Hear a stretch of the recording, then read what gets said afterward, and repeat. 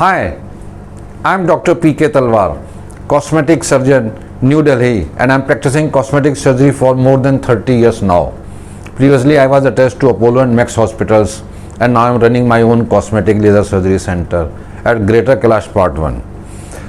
Regarding gynecomastia, हमारे पास काफ़ी queries आती हैं कि डॉक्टर साहब हम क्या खाएं क्या ना खाएं जिससे कि हमें gynecomastia ना हो।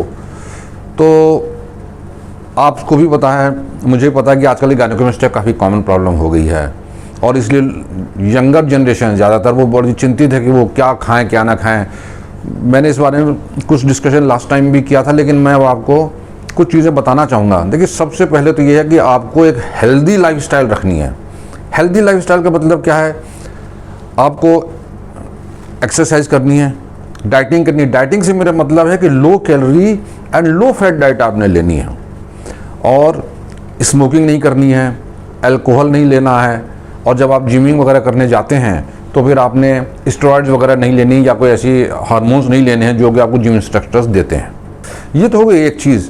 और दूसरी चीज़ें जो होती हैं कि न्यूट्रिशनल में कुछ चीज़ों का ध्यान रखना पड़ता है। देखिए, गायनेकोमेस्टिया क्यों होता है, इसमें एक कारण हार्मोनल इम्बैलेंस भी होता है। हालांकि हर केस में नहीं होता है, लेकिन ये कहा गया है कि जैसे ईस्ट्रोजन बढ़ जाते हैं या टेस्टोस्टेरोन लेवल कम हो जाते हैं, तो हमें उन चीज़ों का ध्यान रखना है जिससे कि हमारे टेस्टोस्टेरोन लेवल कम ना हो।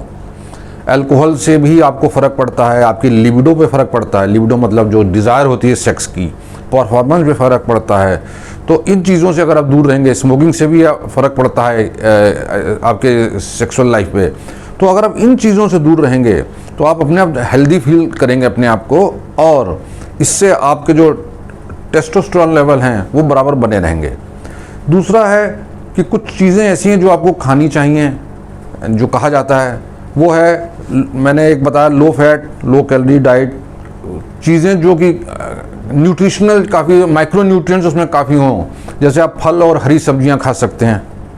फलों में भी आपको जो है, जो रसीले फल हैं जैसे कि संतरा है, मौसमी है, नींबू है, इन चीज़ों का ज़्यादा से ज़्यादा सेवन करना चाहिए। इनमें एंटीऑक्सीडेंट्स भी होते हैं, तो वो भी आपकी वेल बीइंग को प्रभावित करते हैं और आपके हार्मोन्स लेवल को बनाए रखते हैं। एक प्रोडक्ट जो है वो सोयाबीन है। सोयाबीन के बारे में थोड़ी कंट्रोवर्सीज हैं। कुछ लोग कहते हैं कि सोयाबीन से ईस्ट्रोजन बढ़ सकता है, कुछ कहते हैं कि नहीं, सोयाबीन जो ईस्ट्रोजन को कम करता है।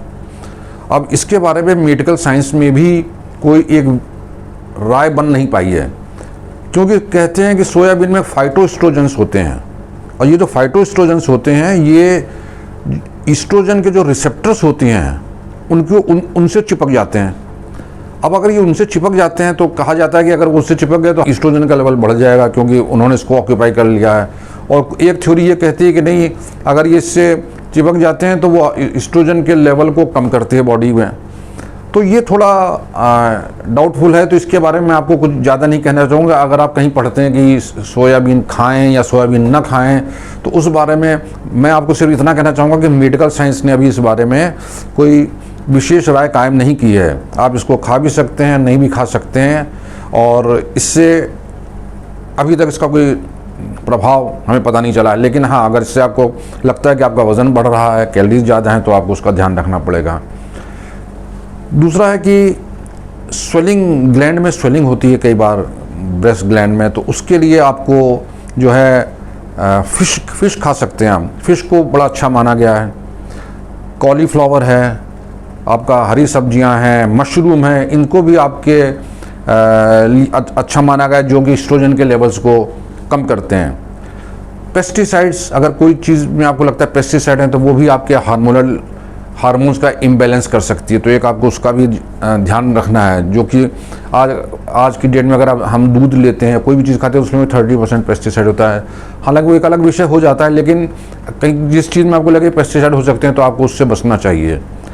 केमिकल्स भी आपके बॉडी के हार्मोन्स को अफेक्ट कर सकते हैं, उनका इम्बैलेंस कर सकते हैं। और ये कहा गया है कि जो पैक्ड फूड है, जो प्लास्टिक के पैकेट्स आते हैं, इनमें भी कुछ केमिकल्स होते हैं जिसके कारण आपकी बॉडी के हार्मोन्स का असंतुलन हो सकता है। तो आप पैक्ड फूड्स को ना खाएं, ये भी कहा जाता है।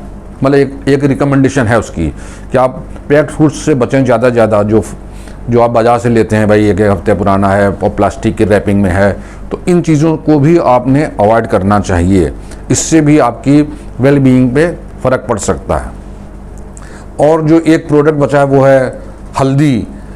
ये भी कहा गया है मेडिकल साइंस में कि टर्मरिक, ये हल्दी का सेवन करने से आपके एस्ट्रोजन लेवल कम रहते हैं, वो आपके बॉडी के जो हार्मोन्स हैं उनका संतुलन बनाए रखती है। तो ये कुछ चीज़ें हैं जो कि मेडिकल साइंस रिकमेंड करती है और जिनके बारे में आपको थोड़ा जागरूक होना चाहिए और थोड़ी बहुत सावधानी इनके बारे में लेनी चाहिए। लेकिन मोटे तौर पे मैं बताऊं, आप एक हेल्दी लाइफस्टाइल लीजिए, टेंशन फ्री जीने के प्रयास करें। टेंशन तो आपका हर व्यक्ति को होता है, क्योंकि आपके माइंड में जो टेंशन है उससे भी आपके हार्मोन इम्बैलेंस हो सकता है। लो कैलोरी डाइट लीजिए, लो फैट डाइट लीजिए, अल्कोहल और स्मोकिंग से दूर रहें, प्लास्टिक कंटेनर में जो चीज़ें हैं उनको न लें, पेस्टिसाइड्स जिनमें उन चीज़ों को आप अवॉइड करें, हरी सब्जियां खाइए जो है, और ये मशरूम जैसे मैंने बोला कॉलीफ्लावर, ये सब चीज़ें आप लीजिए, और साग का सेवन करें। और इसके अलावा सोयाबीन के बारे में आपको इस बारे में कुछ अभी ये नहीं कहूँगा कि आप क्या खाएं क्या ना खाएं, लेकिन एक आप हेल्दी लाइफस्टाइल रखें तो उससे आपकी बॉडी में जो हार्मोन्स का संतुलन है वो नहीं होगा। और अगर हार्मोन का संतुलन नहीं होता है तो नेचुरली इसमें आपके गायनेकोमेस्टिया को भी वो हेल्प करेगा।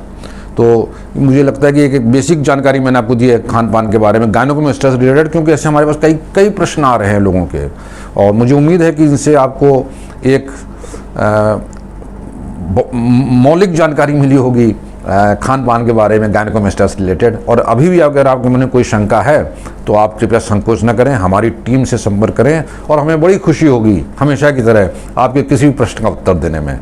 और अगर आपको वीडियो पसंद आया तो कृपया से लाइक और सब्सक्राइब करना ना भूलें। Thank you very much.